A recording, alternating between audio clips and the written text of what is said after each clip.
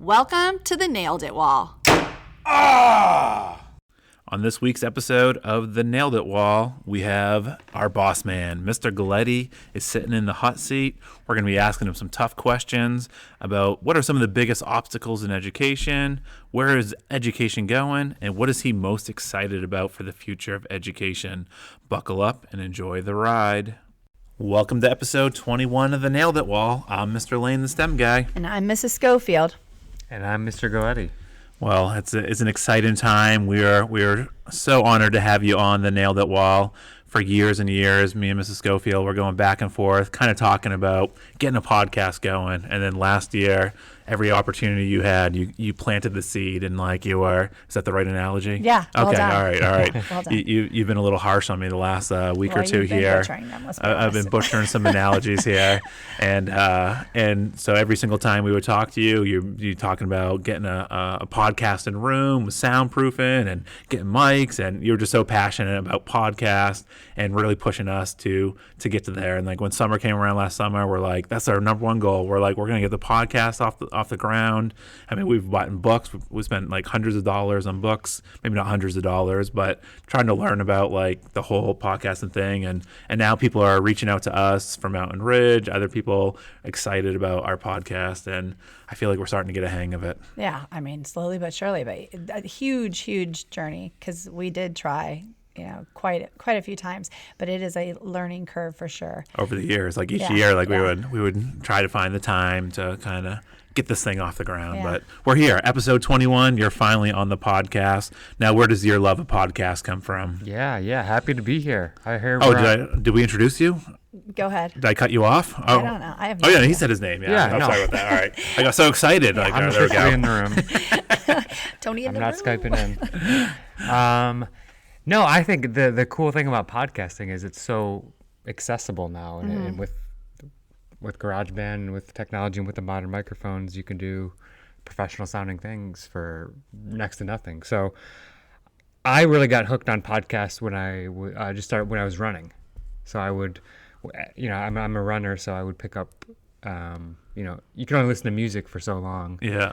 And sometimes you just kind of want to zen out and just, I found like audiobooks were good for a while, but then podcasts, if you have a topic or an interest, anything you like, there's at least a dozen podcasts for you that are out there that are just free. All this information, all these experts, every celebrity seems to have their own podcast now, and you can just pick up so much information for nothing while you're going about your day, while you're driving, while you're running, I can't believe you listen to them while you're running. Yeah. What are you talking about? You go to the gym and you listen to our podcast. You told me it's the worst possible time to listen to the podcast but I do agree with you in some ways, but I'm not running at the gym like that. I think that would be tough for me. And you run long distances too. Yeah. Well, that's it. I mean, yeah. If you can't sprint for hours and hours on end. Are we talking like War and Peace? Like you really need like a long, like some of your runs are really long. I a few years back when I was overseas, I got into ultra marathoning, which is hours and hours and the better part of a day when you're doing a long race. You're like an urban legend. So you can't just keep like that 185 beats per minute music going that whole time. So that's when I got into audiobooks and podcasts, because you can just, it's really, you're not going so fast that you have to concentrate on like tripping. Yeah. You're just kind of going and your mind can wander while you're doing that. And before you know it, you've gone an hour and you're through a podcast. I have to be really honest. If I ran for an hour, my mind would not wander. No. It would it would go immediately to medic, please. I'm just saying. Now, how long is an ultra marathon? Well, an ultra marathon technically is anything longer than 26.2 miles, which is the marathon distance. So 26.3 could be considered an ultra marathon. That's right. So that walk back There's to the car, finish line. I'm run. like, I'm keep going. Yeah. I'll get my medal at 26.3. Exactly. So typically, I mean, usually the shortest official ultra marathons are like 50K, which is just a little over 30 miles. What's the longest one? Well, they run for like weeks, like in the desert, yeah, right? They have marathons that go on for crazy indeterminate amounts of time. They have like timed events. But really, the standard distances are like the 50K, the 100K, and then the 100-mile. And then now there's more and more 200-mile marathons popping up. The longest I've ever gone is 100K. It's truly amazing to me. And for our listeners and ourselves who are not math people, Yeah, what does 100K that's translate? Right around 63 miles. Wow. Yeah. That's crazy. Wow. So kind of like 2.5 marathons, and then it's typically done on trails and through mountains and not just on roads. When you run something like that, do you have a running buddy that's pacing with you, or is this like a pretty solo thing when you get to that either. kind of? Yeah. How do people typically? So there's really like two schools of thought on it. Like some people think it's, it needs to be done, all self-powered and all you, and you carry a pack with you to have water and gear and calories and everything, and then there's checkpoints along the way, and little aid stations. But in some races, they allow you to have pacers after a certain amount of time, so you can run with somebody that's there to pace you and be with you. And then some, they don't allow it at all. No, and especially if there's like a lot of the courses go through like state or federal parks, so there's like a limited number of people allowed on the course, so you can't have extra people out there. Interesting. By permit. That's why they get the word ultra in front of it. Yeah. I'm fascinated by this world you live in. But for me, I enjoy it as a solo effort to challenge like myself. Wow. All right. Well, we got off on a tangent there. I can't help it. So that's my love of podcasting. Yeah. All right. To bring us back. Yeah. And that's why we're here today. It's Yeah. like you really inspired us to get this off the ground. So we are so pumped up, and we've been loving it. Everything we talked about. You were in class the other day, and you were shocked that the podcast has been downloaded on 5 continents. You still say 6. It's got to be 6 because we know in Australia that people have listened. So I feel like we're getting robbed. But 8 downloads in Ghana. So we want to give whoever our listeners Ghana, are. if you are listening in Ghana, we would like to acknowledge send us you. a direct message. Yes, and please we do. we have some the Nailed It Wall merch. We want to hear from you. You are pumped for Ghana. I was so pumped. But that's the power of podcasting. So Ghana, if you're listening, send us a message. Not the whole country, but just whoever's listening in Ghana. We have some merch. We have an official, our first official Nailed It Wall merch bag coming your way. It's true. You're covering postage, right? Yeah, totally. All right. With that being said, we start every episode with the Nailed It Wall. Scofield, how did you nail it this week? I had an epically awesome bit of news on Friday. And for my nailed it in a good way. And that was that, again, you and I put in rapid fire 3 grant proposals within a short period of time. I don't know if it was days. They were doing the same day. Yeah, really like 3. And they were, it took some effort. And we did totally different proposals for each of the things. And this one was for our announcements crew. And it was to do a whole thing about, the morning announcements and really kind of giving them tools to take things to the next level that we've been all talking about that we really want to let them do. Which each week we've been talking about celebrating these announcement crew kids, and we haven't even got to the point of really celebrating all the hard work they've put in. And Truly. And just yesterday I was at my PLC, and so many people are talking about what we were doing in our announcements and how we can get our school's announcements to that level and student run. All right, sorry, I didn't mean to cut you off there. You're totally fine. Every episode we've started, we're like we got to share about our announcements crew, and then they are for some reason we cut them off. They are campus celebrities too, though. Yeah, so there's that intrinsic. I love hearing people talk about them. Like, honestly, Brady was so excited when he found he had fans. Yeah, Brady is. That one kid came up to you and he's like, where was Brady? He wasn't on today. I know, he's my favorite. And then each of them has their own fan base. And anyway, I don't want to go too much on that one because I think we should do a whole thing on them because there's so much there to celebrate and talk about. Well, first tell us what the title of the grant, because we always talk about how important titles of the grants are. Yeah, so it was something, I think it was that I have some great news for you. I think that's what it was, right? It was, yes. Yeah. So because I was really, kind of like writing this up, and I feel like sometimes when we're writing grants, don't you feel like sometimes it just comes to you and you really hadn't really planned it, but then it was just kind of like whatever just kind of flows, and you think, oh, okay, that turned out well. And it was just meant to be. Like, it was just meant to be. This one was. And I didn't feel super confident about this, not because I didn't think that the grant was a well-written proposal, but because when you're trying to explain what the announcements have become and what we intend for them to be on our campus, where it's connecting K through 8 and teachers, all staff, and really celebrating the things that are happening on our school, and used as more than just communicating details to students about what they need to know, but really just creating that kind of culture on our campus. And that was what I was hoping, is sometimes you don't know if people will say, yeah, that's worth $5,000, because they want to know that their money is having an impact on a certain number of kids. Right. And so you just worry that won't come across. But it did. And it was just the most remarkable feeling. And the lady said, the proposal, the write-up it just really spoke to us, and definitely what the kids are doing. We could hear that, we could see that in that, and your enthusiasm was very, very apparent. And so they want to come out and do a whole thing, because it's a news focused type thing. It's morning news. They want the news, like actual news, to come out and have a baseball player come out, and the mascot, which is a big stretch for me, because you even told the lady, like, you have a phobia of mascots. I 100% did, hoping she would kind of backpedal the mascots, but no, she didn't. And so I'm going to be brave and strong about that. But I have not told my kids yet. So I didn't want to tweet anything out, because I want the announcements kids to hear it before, I put it out on something, because a lot of them are now following us on Twitter, and they listen to the Nailed It Wall and things like that. This will air after I tell them. But I cannot wait to tell them that someone sees value in what they're doing and is investing in them. But then it doesn't just involve this group of kids. It's such a big impact, because it's the editing program so we can teach the kids how to use that, Final Cut Pro.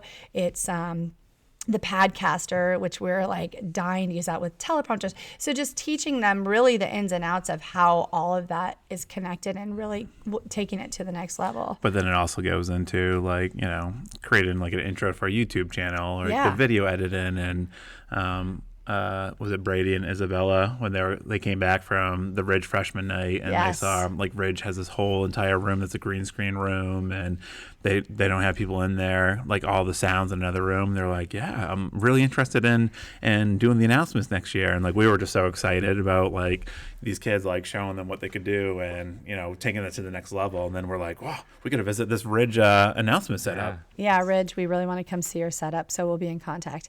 But and even if those two kids, if you talk about them, Brady did not do announcements before this year, and he only joined whenever. I don't even remember how each of them individually got roped in, besides Bailey and Isabella, bless them, that they've been the pioneers through this whole thing. But, Brady was just kind of it just happened.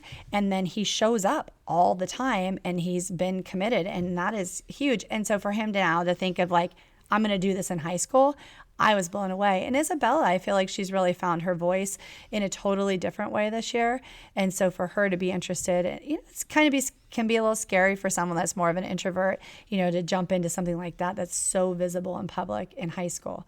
So that just blew my mind. But yeah, so this was a huge thing. And I'm really, really excited for our campus and what that's going to allow us to offer them and teach them, and just, what it'll let us to do, with just that. The celebration alone, your kids are going to lose their minds, and the fact 500 tickets to a D-backs game on top of that. I mean, talk about a grant win there. That is what an amazing way to celebrate, even towards the end of the year with a lot of your 8th graders as they get ready to move on to high school. I know I'm going to be such a mess. But, I do want to just say a very sincere thank you to Diamondbacks, because these are the people, these are the groups that really make such an impact in our schools. We have all these dreams and things that we want to take, things to another level. And so for them to invest in something that's different, that's kind of a different thing. It's not just Chromebooks or iPads or stuff like that, which I know there's huge needs for all over. This is it's just that extra thing that we want to do for the kids, but it's such a not marketable skill, but a life skill. And it teaches them so many different things. And, I'm so grateful to the Diamondbacks for this opportunity, and their grant was pretty straightforward, which Thank you. That's hugely helpful. Those applications can be pretty beastly. Yeah. And last week we talked a lot about just take your shot. You have an idea, like you never know. And I feel like education and support of public education is going this thing where we would always try to play it a little safe. We toe the line. We want to go one foot into the deep end. Does that analogy work? We're going to go with that. Yeah. And then see what I mean, people? And then and just like take that shot. And like, we took these shots, and it's been just an amazing 2 weeks, with all these things happening. Well, I mean, we put in for 3 grants. And between the two of us, we got every one of them. And that just but you wouldn't get that unless you put it out there. And that was hard to put 3 grant proposals. Samsung too. So and Samsung was right after that. And so that is an awful lot of, commitment, even just on our parts to sit down. Those are all 3 different grant proposals. We asked for different things. We didn't just take one and slap it into 3 different places. So I am super, super grateful. And I know that that's kind of geez, but we took our shots every single time. And we also feel really passionate. You have to really put a lot into these grant write-ups because they want to know that this is worth their time and their money, and you want to paint that picture. And that's what you've always talked about, is painting a picture. And so you're right, the title is important. The having your passion come through is really important. So I'm super pumped. And my failed it, we have our dancing drone competition, as I've mentioned several times, and the girls have been working, and it has been tough. It is tough. It was a really tough moxie for me on Monday. Not because of the girls. It's never because of the girls. It was because we could not get the drones to even turn on. I don't know, something was wonky with the batteries and the charging, and that was really, really discouraging. And I was on my own, and so I was trying to be really tough in front of the girls, but I was feeling really discouraged. And then once we got the batteries to kind of kick in, then the connectivity, we just had majority of our time, and our time is running out. It's like a sieve, I'm just watching this time because I knew the deadline was coming up. Again, details are not my strength. So when is the deadline? It is tomorrow. So I thought we had till Wednesday or Friday, but that's because I'm thinking of Samsung, which is also coming up. So we have all these different things that, we have a video that we're trying to make, and there's things that we're trying to accomplish. And there's a lot on your plate. There's a lot on my plate. So I pulled it up, and sure enough, it's due tomorrow. So that's fine. It's going to be great. It's going to be great. But it does feel like I failed it because I need to have a good spreadsheet about dates, but that's not really my area of strength, but I'm going to grow in that. So it's going to be fine, and we're going to see what we can do. And I mean, you got to see the girls in action this week. They came in, majority of the girls came in the mornings before school. 2 of the days it was pouring rain. And they showed up, and I'm like, we are legitimately going to have to record announcements with them flying their drones inside because we didn't have any other choice. So it was quite an interesting morning. It was that, I think you popped in that day too.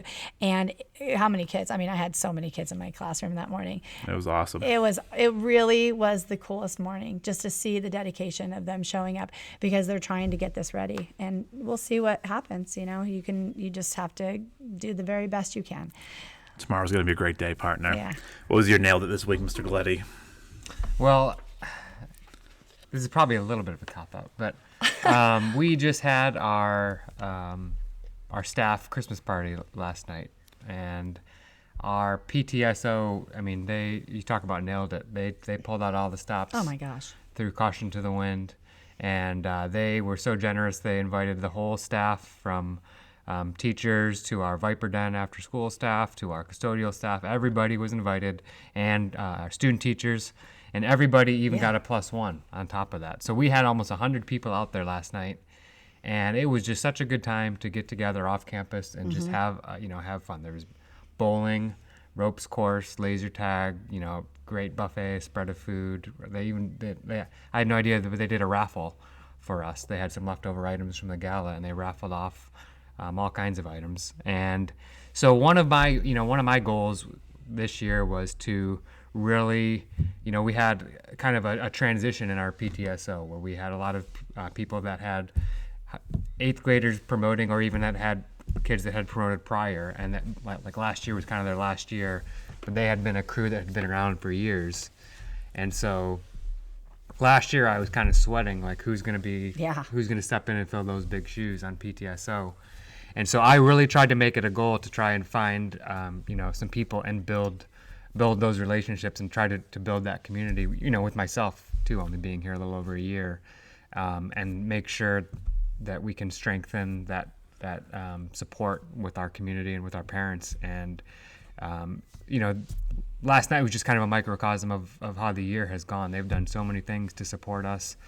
They've thought outside the box. They've done some new events. The SIPS truck, on Friday, all the teachers were just smiling, like talking about a great way to end the week. Like, and SIPS is like a mobile coffee truck that PTSO is like, was it once a month? Like, giving the staff like their coffee order. And that's just the morale of that staff is pretty awesome. I love SIPS days, and I can't believe they did that the Friday right before they're throwing this thing. You know what I mean? Like, because it takes a lot of work. I see them, it's that morning that they're bringing the coffee. That's a lot. That's a lot. And then what they had to do last night. Yeah. It was really awesome. So, it's been a month for them. I think, we're just probably a little over a month off of Bingo, which was a huge success. And huge success. The Veterans Day, assembly. And there's a lot of work behind the scenes that people don't see that they do to organize that and get the breakfast going for the veterans beforehand, even before the assembly. And then right after that, the next day was the first annual gala at the Arizona Broadway Theater, literally the next day. And then now it's 2 weeks later, and they threw this party for us. And then they had SIPS truck on Friday. So they have really reached out and expanded. They're getting a lot more, parents involved, and they're all parents of second graders. They just happen to all be second grade parents. So they're bringing a whole new generation of support as parents. And it was just, it's been a wonderful year. And so I could definitely consider that I nailed it. Just not the event last night. I have no part in taking any credit for that. But establishing those relationships and seeing, I want Sierra Verde to be a place everyone wants to be, from the kids to the parents to staff. And I think last night that was evident. So I'm just so happy about it. Well, they made all those teachers very happy. Like it was just such a happy, smiley. And if they had any doubt how successful it was going to be when they left, they had to have known, because people were just beaming. And the laser tag was a hysterical thing. It was. Bowling and all that. It was just so much fun. You haven't stopped talking all day about it. Like it was you're like it was just so much fun. It really and was. I couldn't believe you've never done laser tag. I'm like. And then, but even with the SIPs, I had one of the PTSO volunteers come in class last year who ordered the peppermint mocha. Someone ordered peppermint mocha. I hope that found its home there. But she kept saying, she goes, it's for STEM. And I go, he didn't order that. Yeah. He didn't order that. He doesn't do coffee. So I was cracking up, and she's like, 221 STEM. I'm like, I'm 222. But like, I definitely ordered a peppermint mocha. But it's so cool of what they're giving back. And even I was walking with Tebow, and you two were talking about how fast your donors choose like supplies arrive like the next day. And Anne was just talking about where that started. She first saw that in our Legend Springs like Sierra Verde meetup, and she was so excited about getting those into our classrooms. And now we have more of the announcement mics, wireless mics that you got from a Donors Choose. Wait, say what she got. You didn't say. Sorry. Yeah, Ann Tebow got, I'm pretty sure she got 5 Apple Osmos for her classroom when she's dibbling kids, and they're amazing. If you don't know what the Apple Osmos are, they basically hook up to an iPad. You can do like drawing, coding, spelling words, phonics. It's truly an amazing thing what the Apple Osmos are, and you'll see them all over our campus from kindergarten through 3rd grade, and pretty cool stuff there. And also, we got to give Ann Tebow a shout out from listening to the podcast. We love you, Ann. Yeah. She's on Twitter now, and she's crushing it. Follow her on Twitter. And she's like so excited. Like she's like, I'm not like you guys, but I get so excited. You see so much stuff out there, and Anne, I'm gonna call you out here. Anne's been teaching longer than I've been alive, and she can outrun anybody at a 5K. Maybe not Mr. Galietti, but just maybe her if passion. she was listening to a podcast, she might be able to. That's right. But she's on Twitter now, so follow Mrs. Tebow. I think it's Ann Tebow or Tebow Ann. I forget what it is, but we'll put it in the comments there. We love that you're doing that, and Carla's still waiting for us to come up with a creative Twitter name for her. We won't let her down, so we love that. I think she should be the places you'll go. She's Mrs. O. That might be going, but we'll check it out. Yeah. That's awesome. I mean, PTSO, they are crushing it, and we've talked a lot about how much we've done for our class. Even today, you were talking about like what PTSO has done for both of our classes and what an impact it's had on the things that we provide for our students there. Yep, that's true. I nailed it. It goes out to Mrs. Garcia, my daughter. She often struggles with school, but this kid, you should see her room now with the books. On Saturday night, last night, we finished our first chapter book, and it was like the greatest feeling I've ever had. Like when a teacher gets you so excited to read, like it's just so exciting. Like we read Smile, and it was like so fun to. We're like muscled through, and like it was a fun book to read because she just got braces, and the whole book was about braces, and it was just so fun to like see your kid and just like love something that's like so pivotal about life. And Ryan like sat with us for the last 100 pages, which is cool. And Ryan, he just gets things. He's a whippersnapper. Good analogy. Yeah, well, it's just a vocab word. I support it. Yeah. But yeah, so like Ryan, he's in there. He's like picking up on context clues, and Ryan was actually reading a lot of the pages, which is cool. He's in first grade, and the things Mrs. Garcia is introducing her to, like she sent home A Fish in a Tree, which is this book, an amazing book. I haven't started reading it, but I guess Mackenzie was just like on the edge of her seat the entire time. Listen to this book, and Mackenzie took it out from the library and took it back because Mrs. Garcia gave her copy until the end of November. And it's just that love of reading, and it's so cool to kind of see what she's doing for my daughter. And you gave her Sisters, and even today she's like I'm ready to start Sisters. So that's the next book in that series. Yeah. So wait, can I piggyback off something you just said there though? So it's funny that I love that you just shared that story, because when we were talking about, we were doing a little plug for Talent Thursdays, and we've been talking a lot about our talents, and then I told you, she and I had a real heart to heart recently about like what our strengths are and what our weaknesses are, and I asked her what her strengths are, and I thought the first thing she would say would be dance, because she's a dancer. I mean, she eats, breathes, sleeps dance. And the first thing she said is, I'm a great reader. And if you would have asked her that a year ago, 2 years ago, she would never have said that, because her esteem in that department was just not strong yet. And she didn't love it. I remember trying to give her books, like, hand-me-down books, and she's like, I'm good. And so to see a total switch in her is truly amazing. Yeah, so pretty awesome thing there. I failed it this week. I think, kudos to the admin team. It was a rainy week in Arizona. They gave us jeans on, was that Thursday, Friday, or Wednesday? It was Wednesday, Thursday. We had jeans there. It was Wednesday, Thursday, Friday. And Wednesday it was pouring out there, and my jeans got soaked, and my shoes were soaked, my socks were soaked. I need some boots. I need some rain boots. Something you don't think you need in Arizona. Yeah. But that was definitely my fail, that not being prepared for the rain. And wet jeans are heavy. But the wind was having jeans. Like, that was like, talk about, I mean, it was coming down in Arizona. It was crazy. Like, really kids coming around, and And I think Mrs. Chesborough sent out a picture.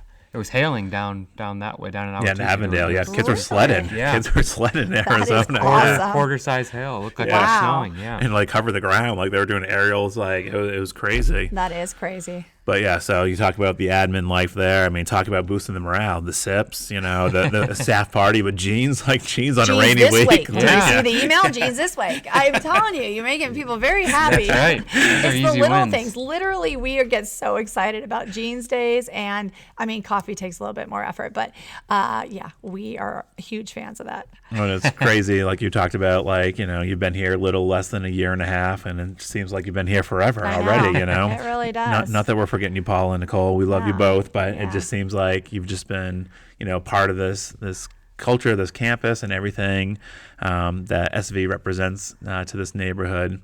But with that being said, what is your story in education? Yeah. So I started off teaching. I graduated back in the Midwest in Ohio. It's been like this is my 12th year now in education, 13th year. Yeah, I can't believe it's 1920 already. Yeah, people will fact check. Yeah. Check my Wikipedia page. And back, it was right around when the economy was down, and so back in the Midwest there were no teaching jobs, and so they, Arizona was recruiting a lot of people out of Michigan, Ohio, Wisconsin, Minnesota, wherever, and so came out and taught, and my first job was in Fountain Hills, way out in the East Valley, and I taught. Love Fountain Hills. Yeah, it's beautiful. I took the job over the phone. Had never been to the town at all. Didn't know anything, but I needed a job. So, and I taught 3 years of social studies. Taught high school social studies for 3 years, and coached varsity soccer out there. And then, I just happened to start my master's degree, my third year of teaching, and in March, and in June. It's a very small district, so I got a call from the middle school principal. I was at the high school, but the middle school principal called me, and somehow had found out I was starting my degree in administration, and he wanted to know if I wanted to come talk one day and have lunch. And so I went, and I left his office like an hour after that, and I had been hired on as the dean of students. Wow. At Fountain Hills Middle School. Yeah, I was like 26 years old. I had no idea what I was doing 2 months into my master's program, and now I took the job before I realized what I had done. And so then I just started that, and I was the dean of students for 2 years till I officially got my master's degree and my licensure to be an administrator in the state. And then I became assistant principal. So it was 5 years out there. And then obviously the next step after 5 years in Fountain Hills is you move to the Middle East. Yeah, that's the natural. I've heard Right. that. Yeah. It's a very natural career path. Yes. So yeah, that is quite a leap. Yeah. So, at that time I had Mateo was 2 turning 3, and my wife and I, we decided we wanted to get out of Fountain Hills. It was, it's too hot. So then you went. Yeah. It's too hot. We needed a different desert. Yeah. Different temp. Yeah. So we kind of wanted to leave Fountain Hills, but we were like, well, we maybe want to go live in Phoenix. We want to because Fountain Hills is kind of isolated. It's a smaller community, and we kind of wanted something a little bigger. Great dog park, though. Great dog parks. Yeah. That's so random. You've gone amazing. to the Fountain Hills. I was when it's an amazing. It goes on forever. It's like this sprawling field. Yeah. Like when we first lived in Scottsdale. We would always drive up to this dog park in Fountain Hills, and beautiful, the houses there, Eagle Mountain Golf Course. I've hit some of these $2 million houses right on the course. Well I should not be on that golf course. Yeah. But and that was Tony talking. I love it, but maybe you had damage. All right, go on. Now, is your wife from? Is she from Arizona? She's from Ohio. So I'm from Michigan. She's from Ohio. We met in college in Cincinnati, and so she was working in the Fountain Hills district as well. So, I was at the middle school. She was at the district level, kind of IS&T. And she was working there, and we decided we wanted to do something different. And we knew we wanted to move. And on a whim over Christmas break, I guess it's 6 years ago now, my last year there, I applied. I'd known a few people that had worked in Abu Dhabi in the Middle East. And for whatever reason, I was just intrigued enough to just put out the application and give it a whirl. And so I put in the application, and then, you get an automatic video screening interview. It's not it's just a taped interview where you have to give your questions. So you kind of do that, and then for a month I didn't hear anything, didn't really think about it. And then in March, so this was early January, I did all that, and then in March I had a live Skype interview with someone from the recruiting company, and then I got a phone call in April it was right around Easter on a Thursday, hey, we have you scheduled for an interview. It's in Houston on Tuesday, in 4 days. Wow. You got to get yourself there, and then that's the final interview. The way this the recruiting is done. So I fly to Houston, book a flight, hurry up, jump online, book a flight. Not a super scenic place to visit, I gotta tell you. No, yeah, not scenic, and you're scrambling to get everything done because I wasn't planning on being gone. Yeah. So get all that done, get there. Flight there was fine. I got in. I remember getting in really light. It was pouring rain. I rented this little clown car when we got there, and basically went to bed, woke up, and had to interview first thing in the morning. And there's all kinds of technical issues because they kind of had some people from the Middle East that were Skyping in, and there was recruiters there live, and there's all kinds of technical difficulties and feedback in the earphones, and time zone and tons of issues. But got through the interview, and then I needed to fly. I basically flew in and flew out almost within 24 hours, but my flight got delayed like 13 hours. So I sat in the Houston airport for like 13 hours. Wow. Waiting to get back. That's a good memory there. Yeah. And then you're like Tom Hanks in the terminal. Mm-hmm. Didn't hear much. Like, you didn't hear much after that because it was like a mass interview, like hundreds of people interviewing. Come back a few weeks later, get the call. I got an offer to go to Abu Dhabi. And so my wife and I were like, oh, yeah, let's do it. Let's try. So they tell you, okay, you're going to get the job, but we don't know when you're going to go. So this was in like late April, and like contracts are due for next year for Fountain, like if I want to continue being there. And I had heard stories like sometimes you get an offer, but like you don't go till like maybe even October, November, January till they process everything. That's a huge leap of faith. Yeah. So, I didn't renew. I put in my notice and didn't go back to Fountain Hills. Now, at this point, did anyone try to talk you out of this? They're like, you're a young guy. You're already like an AP. Like, I didn't really have anyone try besides my parents. My parents weren't too keen on it. I could see. They're probably like, they're coming to live in our basement. We're never gonna get them out. So they didn't. The Middle East can be a scary sounding place. To go, and let alone being that far away, 17-hour flight away from your grandkids, your grandson. And so we did it. I accepted the job. Didn't, like that I had that whole summer off, and then I was back in Michigan at my cousin's wedding over Labor Day. So like there had been a month of school here already since then, and I still hadn't gotten the offer yet and the flight to go over there, because it's a whole thing to get the work visa and to get everything sorted out. But I got a call like on Monday morning saying like your flight leaves on Thursday to go to the Middle East. Like it's go time. How do you pack up your entire? So we had been packing. Oh, okay. Yeah. So we had decided we knew what, like, we had the plan, like we're gonna sell everything, like just keep some stuff at my parents' place and just like go on the adventure and leave it kind of open-ended. So we got the contract, we got like the flight details and all that, and we headed over there for what was supposed to be 2 years. It was a 2-year initial contract, and it was amazing. It was a public school. It wasn't an international school. So got over there, and it was all high school, 10th, 11th, 12th grade, because they kind of use a British style system over there, and it was eye-opening. So bet. 10th, 11th, 12th grade, Emirati and a lot of other Arab expat boys that were there at a public school. And so I was an academic vice principal there. And we ended up staying for 3 years. And I could talk till midnight with some of the stories we had. I bet. But it gave you so much perspective. We got to travel. I think we traveled to like 25 countries in the 3 years we were there. That's it, dude? Yeah. Come on. Yeah, we're excited. What do you like miss about being over there the most?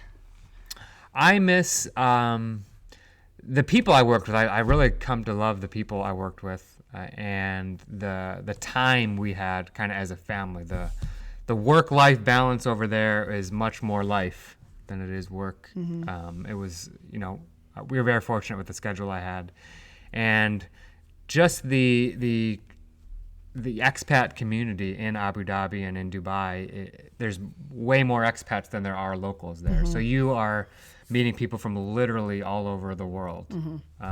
Like my son went to an international school for a couple of years of pre-K, and they had like an international day at their school. And there's 60 nationalities of students that go there, and just people from every corner of the globe, every culture, every religion.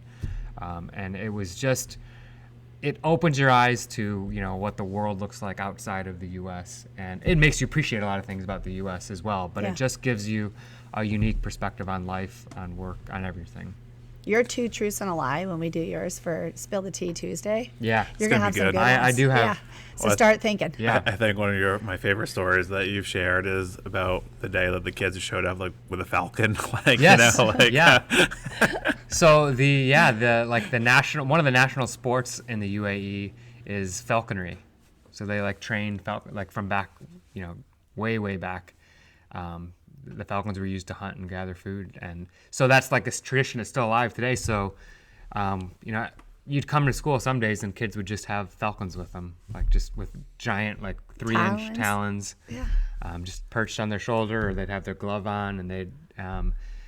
It's not uncommon to fly in and out of the Middle East, and there will literally be falcons in like business class. Wow. With their own seat. For someone that has a fear of birds, I immediately just seized up imagining that. That sounds horrid. I've even seen, driving down the highway in the UAE, falcons. Driving? Not driving. not to my knowledge.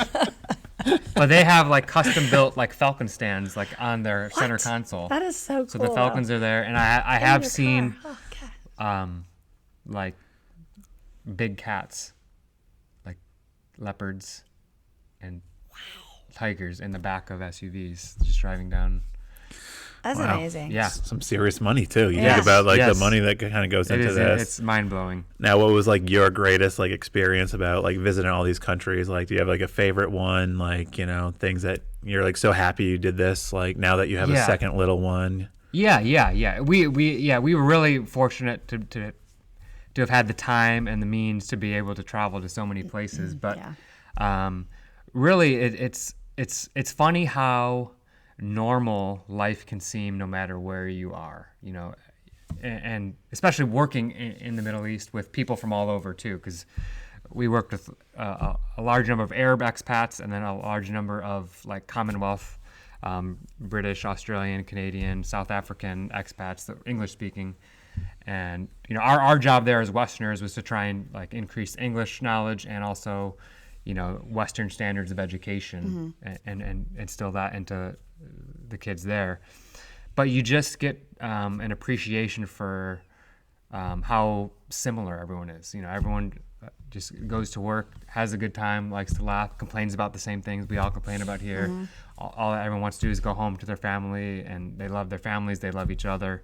And a lot of the times you don't, especially when you talk about the Middle East, that's not the message that's always conveyed in the media.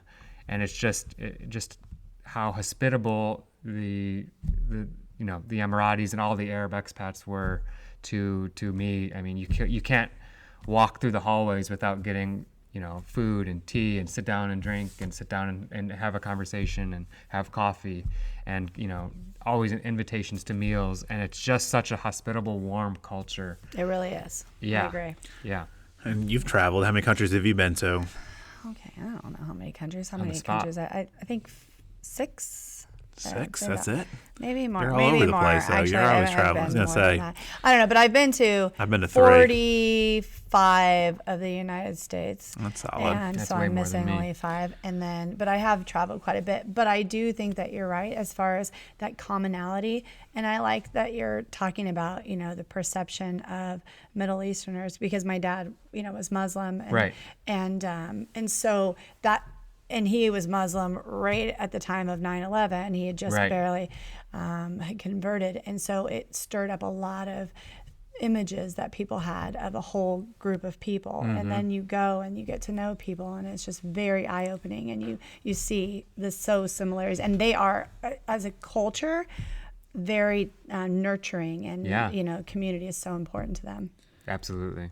And then didn't you say they had like T-boys at their school, like talking about like coffee, sips here? We did, So was this for staff and students? This is just for staff, just not for students. staff. Yeah, That would be students were on their hilarious. own. So PTSO, if you're listening. Yeah. yeah, you can find it in the budget. We had Sips, pinkies up. It sounds crazy. I lived it for 3 years. Now I'm saying it again. It's crazy. We had T-boys on staff in our school, and it's common, like in any like public building you would go to, or service you would go to, any school, they would just have T-boys on staff that would they had a kitchen, and they would bring the admin and the staff tea, coffee, snacks, like on demand. There was literally, I worked and I shared an office with another American vice principal from Atlanta, And we shared an office for 3 years and got really close. And we could never bring ourselves to ring the buzzer, but there was a buzzer on the wall to signal the T-boys to come in, because it was just... Did you just hope they would come for you? Well, they would always come to check on us, but so we didn't feel right. You're like, well, if you insist. Yeah. But they bring it to us, and they'd get our order. But, it's such a different experience. Right. Yeah. I would imagine. And then coming back now, so you did 3 years, so you stayed longer than your 2-year contract. And then what was the motivation coming back? Yeah, so we extended a third year, and we're kicking around a fourth year. But Mateo was getting ready to go into kindergarten, and my wife was pregnant again with our second son at the time. And so we had kind of felt the pull to come back to be closer to family, and to get Teo into a school where he could, establish roots and be settled. And so it was really, I don't know, I still say I don't know what I did in a past life to end up here, but it was very fortunate, because I filled out a lot of applications around the Valley. And I'd always heard good things about, I've never worked for Deer Valley before, but I'd heard a lot of good things about Deer Valley colleagues and friends that had worked here. And so there were a couple jobs opening here, and the job I originally applied for was at Legend Springs. Small world, this education. Yeah. So, and obviously not knowing anything except because I was in the Middle East at the time, applying, getting ready to come back. And I had probably the most miserable interview experience, because it wasn't on Skype. It was on Skype, but the audio quality was terrible, because Skype was banned in Abu Dhabi, so I had to use a VPN to circumvent, and the bandwidth wasn't strong enough. So it was those delayed cut. Oh, it's brutal. That awful delay, and it was. I think I stayed up really late, and it was really early here because of the time change, and we would get a question or two in, and then we would cut off. And there was 15 people around the table, and I felt so bad because they're all here trying to interview me, and my internet, it's obviously on my end. It's cutting in and out, and I just I'll never hear from Deer Valley again. That was, I bombed that. And then they sent me the questions in where they would just I would answer the question. They're supposed to give me 5 minutes to respond. But they screwed up, and they gave me a minute to respond. Oh, geez. So, and they didn't mean to. Talk about speed they had dating. a screener. They had a screener setting they would use that I had to do an interview. Everyone has to do for admin, a personality screener. So they kept those settings, but they gave me the admin questions. I was supposed to have 5 minutes to respond. And so I remember getting these long 3-part questions, and I had a minute. And the timer's going as you're recording yourself, which I hate to do anyway. I hate looking at myself and hearing myself as I'm, answering these questions. Irony on a podcast. It is irony. I won't listen. And so I'm scrambling through all this, speaking a million miles an hour to get it done, and I think there was 10 questions. And then I get an email back at 10 minutes later. They're saying, "We're so sorry. You were supposed to have 5 minutes, but man, you killed it. You did great. Thank you so much for." And so I said, "Yeah, I'm sure that's what they tell everybody." And so then I got the call back that they went with another candidate for Legend Springs. Actually, I was in Austria at the time. I had just finished a 100-kilometer race in Austria, and I was on a train to Switzerland to fly back to the U.S. And I got a call from Jenna at HR saying, we loved you, we really loved you, but we went with a different candidate, but we really want to get you on staff somewhere. There's no openings right now, but we really want to keep you in mind. And okay, yeah, let's see to everybody. You're I can't walk because I just finished this race, but cool, it's great. You're my head's just nodded. I have no idea how many podcasts I just listened to. So I'm starting to freak out at this point because I'm on my wife and kid. She's 6 months pregnant at the time. So they're already back here in Arizona, and I'm on, I kind of stayed a little longer and closed everything out and was traveling back. And no job yet. No job, no insurance. My wife's pregnant. Yeah, what could go wrong? Yeah. What could possibly go wrong? And a few days after I got back to Phoenix, I got a call. Oh, they just opened up, because I had applied for the Sierra Verde job, but I didn't make it through whatever screening they did. Mm-hmm. And so I applied, and I get a call like a day or two after I landed. Oh yeah, like that job is open again. I didn't know why, but I'm here, and I interviewed, and I came in, and it was a big committee around the table at district office, and then I was on my way back to Fountain Hills because we were staying with my parents at the time, and like 40 minutes, but almost home, and I got the call like they wanted to go with you, and I was like the most joy I felt like in a really long time, like the relief and the joy. And then I ended up going to the board meeting when they officially approve you at the board meeting, and then there's 24 people from Sierra Verde that have never met me that are there. And I in the interview, of course, everyone tells you, it's a special campus, it's a special place, but you don't know that. You think they tell everybody that everywhere. And so I get what Jenna Moffat does. Yeah. We love you. We love you. We're going to keep you in mind. I get to the board meeting, and I'm like, I think it's just going to be me and like, just the district office staff. It's summer break. Everyone's gone. And there's like 24 people from Sierra Verde there to welcome me. And it was the coolest and most overwhelming feeling, since I got the phone call to accept the job. And ever since then, it's just really been a continuation of that. This is such a special place with such amazing and dedicated, teachers and community and students. And it's just been such a blessing for me and my family to be here. And, I'm just trying to hold on and not screw this thing up. Well, I think that so many people came partly like, we lost our leader, right? So it's like, and I know how beloved, and that's the thing, like Paula for was, you to come in, that had to have been so, because I'm sure it was probably better that you didn't know necessarily what you were coming into. Absolutely. In a lot of ways, because it was big shoes to fill. But then I think people came because it was just like, we want, well, I wasn't there. I can't say we, but no offense. It was summer. Yeah, it's okay. So, but everybody enveloped you because it was like you're coming in to this family, and I think it was so important for everybody to be there. It's like greeting someone at the gate at the airport. It's like, okay, now you're one of us. Well, and I think I had like 40 emails from people I had no idea who that. I did email you. Yes, I do remember that. But it was like. But I think that was the thing is just for us, it's so much more than a job. It's very much like it is. Now this is like our people. Mm-hmm. But so what was that like though to come into because we're a crazy group.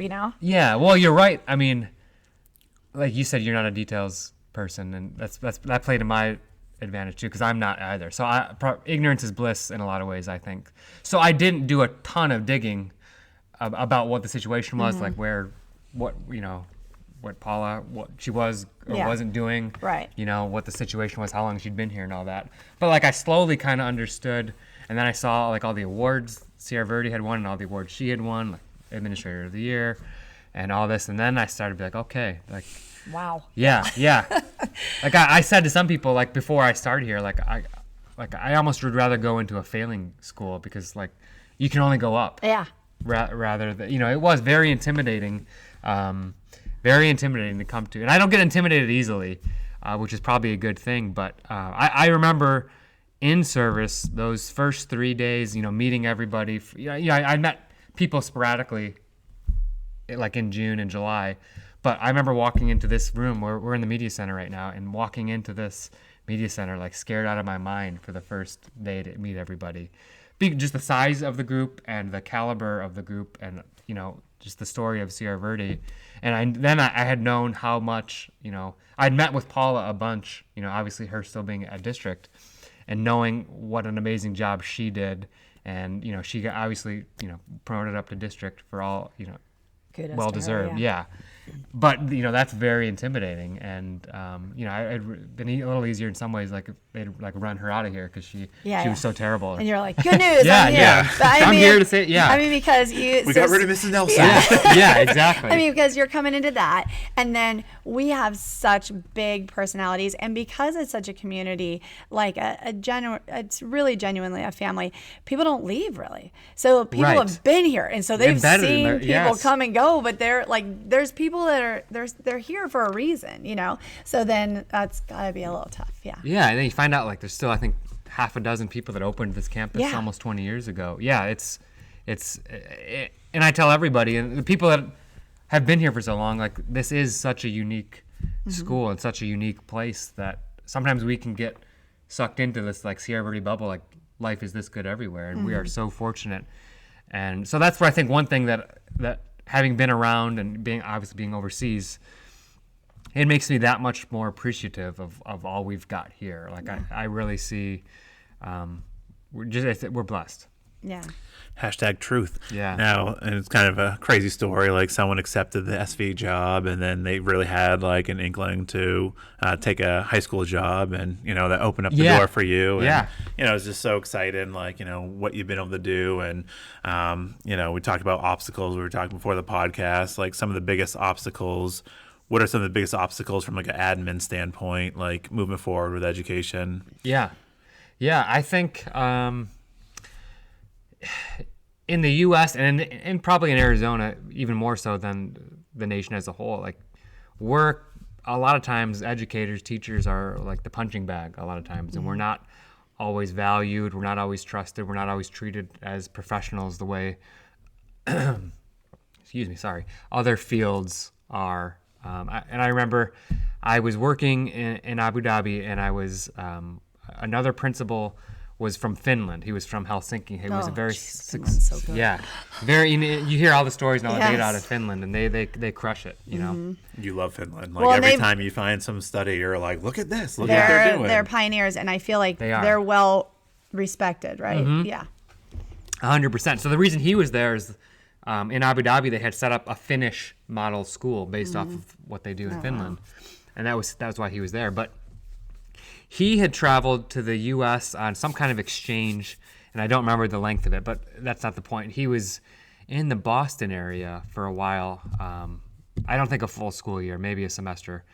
And he left, and he said he could never be an administrator or a school leader in the U.S. because he just could not get his head around why people questioned his authority and why people didn't trust him.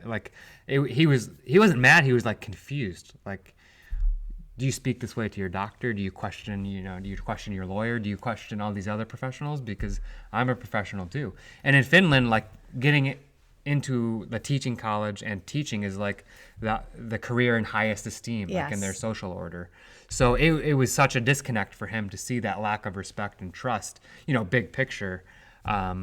And I think we see that a lot, and we're facing a teacher shortage. We're facing our enrollment in teachers' colleges is way down, and I see that as a big picture obstacle. Not just in Sierra Verde, but just across the country, as we have a big generation of teachers about to retire as well, and we need to make sure we're attracting teachers to be in front of our kids. And I think that's globally the biggest struggle we face right now, and I think we do a great job of fighting that here on campus. No, yeah. And you think too, we're almost at zero turnover every year. It's maybe one or two teachers. And again, you talked about how blessed we are to be on this campus and these things. And when you look at just the state of Arizona, I think I read a report last week that there's 20% of teachers in the state of Arizona do not have a teaching certificate or a credentialed teacher. And then I think you've done a great job to really bring that European mindset of work-life balance, and that's something that you've really promoted. And I know that's meant so much to the entire staff. Jeans days are great too. Keep those coming.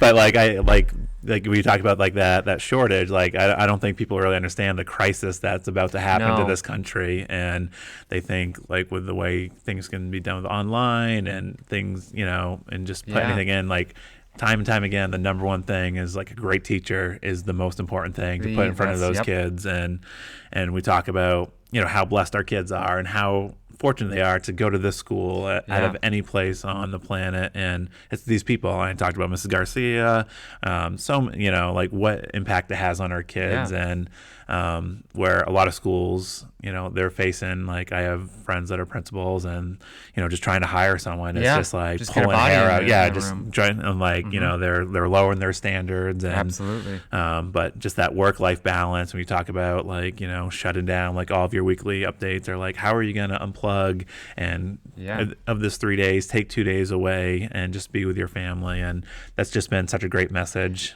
And I think, it's important for anyone to say that, but that's what really changed my opinion, because living over in the Middle East for 3 years, it really did change my perspective. That's not just something you say, it's something you practice. So like when I, first met everybody in Abu Dhabi, like we didn't talk for the first week I was out on campus. There was no work talk. It was just like getting to know you. How's your family? How's your kids? And through different levels of translation in English. And then like when the day ends, the day ends. You don't check email from home. You don't stay late. Like you need to go to your family. That's where you need to be. Otherwise, you're no good to us here. And that's something I came to really respect and embrace and try to fight back that, grind yourself until you're burned out mentality that we can have in the U.S. sometimes. And I think when we look at we're hosting like 9 student teachers right now. And we're one of the few districts that doesn't pay our student teachers to be in front of kids. We're at such a shortage right now that a lot of student teachers are being thrown right into the classroom to do their student teaching, and their mentor teacher is in the classroom next door with a full class. And that's the kind of level we're at. I think there's like 1,300 unfilled jobs just in Maricopa County, teaching jobs right now just in Maricopa County. Wow. Yeah. And it's real. And then you talk about even that burnout from a young teacher, and Yeah. like how fortunate these mentor teachers are, and you've had a couple come in to visit your class, Yeah. and they just have amazing mentors. So talk about They that really longevity and like that passion and all those little nuances like that they're going to pick up from these teachers, and how many of them want to work at Sierra Verde. Yeah, exactly. It's gonna, you're in a tough position. Create our own demand. I'm gonna have to watch behind my back. I Yeah, want Tanya yeah, Harding. yeah. I mean, they be Hunger Games. I know. and they see what kind of place this is, and and it's tough. And I remember being in that same position, and where I was Sure. just and it was kind of like that time where the state of Arizona was even at a freeze. They were in a hiring freeze, and how crazy is that? Yeah, right. That was The whole 10, state. 11 years ago. Teachers getting riffed, and it's insane. And now it's just where this is 10 years later. It's and wild. But it's truly amazing to kind of see. My son has Mrs. Perry, who's truly amazing, working with Mrs. Willis, and the things that she's learning from Mrs. Willis, and to have her work, with my son, and how much my son loves having her in the classroom, and just to have that opportunity to be on this campus, kind of see what a great school can be like. And it's going to be tough. I feel bad for them. I hope they're not listening, but and they are amazing. All of them are amazing in their own way and what they bring. Well, we're trying to build that pipeline so they all get hired, at least in Deer Valley. I mean, obviously we can't hire them all, but for keep them to all in have Deer Valley. for but the models, the people that they're working Yes. with, oh my gosh, that is some stellar teacher experience that they're getting to witness. And and like what you said, to see what it can be, and then hopefully they have confidence in their worth, and understand what it should look like. And I think that's so important for them going forward. Exactly. And we, and I think I see this, it's probably a little idealistic, but when you have a high performing school and we have an amazing staff like that, I really do see that as our duty, our greater duty, to share that out, and to fight all the negative stuff you hear about schools and about teachers all the time, and failing schools and public education, and a lot of the stuff that's just not true. There's so many good things happening. So many. In schools across the state and across the country. Hop on Twitter and there's amazing things happening. You don't always hear about it. So I think it's important for people to come see that in practice here, and realize that wherever you go, you can take this and everybody gets better and kids win. And I think, when you're at a highly performing school, it is kind of your duty to share in that, and not to hoard it all up and like it's a zero-sum game. Yeah, I agree. And it's truly been awesome. I love when people come on campus. We had some people from the NAU grant, which they're getting ready to start another cohort, and they popped in, and I was like, oh, and they want to see where we're going from that, this one grant, has it hit a stalemate? Are we keep moving forward? And their heads are just spinning. I'm like, oh, and they're doing this, and they're doing this, and these kids are working on this, and I'm like, we're just motoring on. That's what we do. And they were just so blown away by where, being part of this grant, but, even not being part of this grant, we just get excited, but we love sharing. And then the Twitter is a big part of that, and, presenting, and we've talked about doing teacher academies, and, just share these things of what you can do and how you can get kids excited and, what is working here. And, we're big believers and, we want to learn that stuff too, 'cause we want to give that to our students. Yeah, totally. And it's nice because, I want to give you kudos because Paula had a vision and had things going on a certain trajectory. And then now you've picked up the baton and you're running literally probably with it. And, are taking things in a totally not different, but just further on. And there's some really exciting things that are on the horizon. And it's just such a dynamic thing to watch this next part, evolve. And I'm really excited about it because, it's really awesome for us because we're ready to, what's next. I mean, I don't just say it. I really, I am so lucky because this staff, you got, I mean, the ideas are here. It's really, I just try to channel that energy and to find the resources to support because without dedicated staff, doesn't matter who's the principal. Paula did all the heavy lifting, so I'm just trying and keep us on the rails and keep us going down the tracks. But it's just I really just love to hear. I want to embrace that the fail forward that you guys embrace so much, and that's on campus. It's contagious because that's how we all grow, and that's how kids grow, and that's how learning is going. We're at a transition point, in education in general, and it's exciting to kind of be on the cutting edge of it and trying to help, set that course. Yeah, I agree. And I think that when we were talking about with Paula and Nicole, the big thing that was on the horizon was really, really just the big push for STEM. Mm-hmm. And then now there's a totally different, that same excitement level of oh my gosh, there's all these really cool things just about to start here on our campus specifically, but just in education. And it has that same sense of excitement to me. Well, yeah. And it's such a, we're 2 or 3 weeks away past the bond and override election, and the community, voting overwhelmingly to pass and to continue to fund these amazing things that are going on. Not all districts had that, and that's it's so important to have that buy-in from parents to step in. And now there are so many resources our kids are going to have access to because the taxpayers have said this is important, this is a priority, and now districts going to be buying all the Chromebooks and iPads, so that money is going to free up us to do even greater things. And we are just, I know we're always chomping at the bit to get, more in front of our kids. Truly. And you have a first grader. Mateo's in first grade. Yeah. And then your youngest just turned 1. Just turned 1. Turned 1. Going on 15. Now, what are you most excited about? Yeah. What are you most excited about the future of education? I'm really excited to see, what we're asking, how we're asking kids to learn. When the new kind of Common Core movement and standards came out 8 or 9 years ago now, it scared a lot of people, and there was a lot of politics involved in it that's not really relevant for our purposes. But what we're asking kids to do, the critical thinking skills, the soft skills that we're teaching, the having kids come to their own answers and their own conclusions. We're not spoon feeding anymore. We're really trying to create, lifelong learners that can think on their feet. They don't just know how to do skills. They know when to apply those skills and when not to apply those skills, where to find those resources, and just developing that persistence and that grit. Sometimes it becomes, something you just say, you need to grit, but really at Sierra Verde, it's practiced.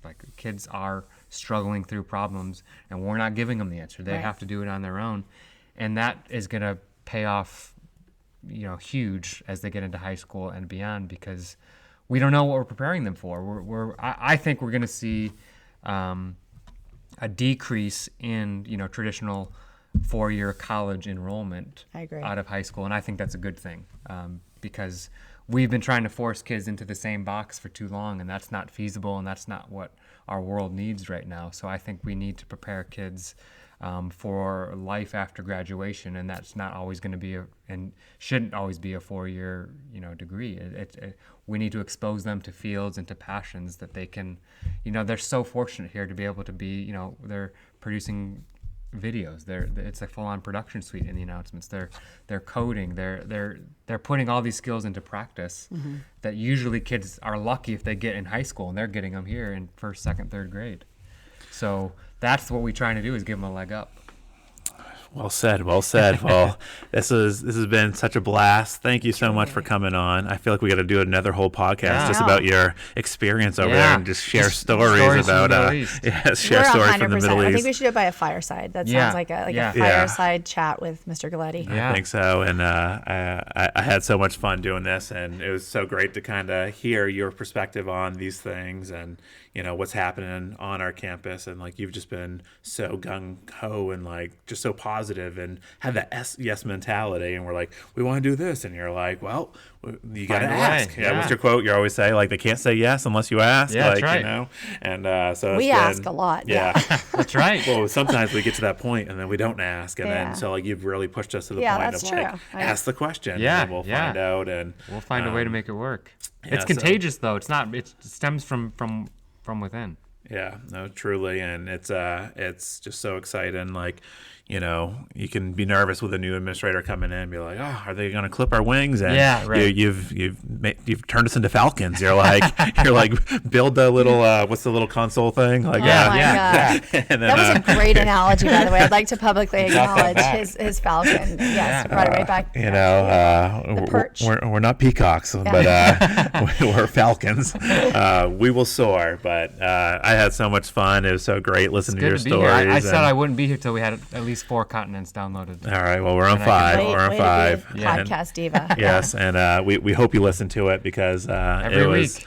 I hope you listen to your own. This one. Okay, I'll force myself. Force yourself to listen to yourself, and I know all of our listeners would truly enjoy kind of hearing these stories, and they love what you're doing for our campus and at the district level, and talk about collaboration, the PLC, and we got big things in the work. More big things ahead. That's right. It's gonna be great. Well, we hope everyone has an amazing Thanksgiving. Be thankful, people, and like we always say, if you can be anything in the world, be kind and never stop changing the world. Now, if you love stories like this, make sure you hit the subscribe button. Once you do that, every Tuesday, the Nailed It Wall will go right to your phone. That's right. Now, if you want to see pictures, videos, links, all the amazing stories, make sure you follow us on Twitter. You can find me at Mr. Lane the STEM Guy. And me at A Positive Proton. Be sure to follow Sierra Verde at SV Viper Pride.